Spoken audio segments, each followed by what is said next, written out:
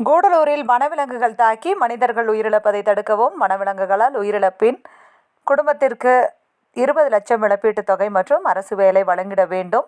கூடலூரிலிருந்து மைசூர், நாடுகாணி, வழிக்கடவு உள்ளிட்ட பகுதிகளுக்கு செல்லும் தேசிய மற்றும் மாநில நெடுஞ்சாலைகளை உடனடியாக சீரமைத்து தர வேண்டும் என உள்ளிட்ட கோரிக்கைகளை வலியுறுத்தி கூடலூர் பகுதி முழுவதும் இன்று வாகன ஓட்டுநர்கள் வேலைநிறுத்தம் மற்றும் வணிக நிறுவனங்கள் முழு கடையெடுப்பு போராட்டத்தில் ஈடுபட்டுள்ளனர்.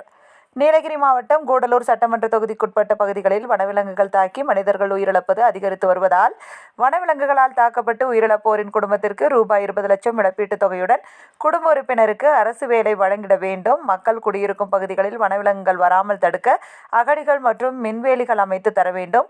கூடலூரிலிருந்து மைசூர் செல்லக்கூடிய தேசிய நெடுஞ்சாலை, அதேபோல் நாடுகாணி, வழிக்கடவு உள்ளிட்ட பகுதிகளுக்கு செல்லக்கூடிய மாநில நெடுஞ்சாலைகளை உடனடியாக சீரமைத்து தர வேண்டும்.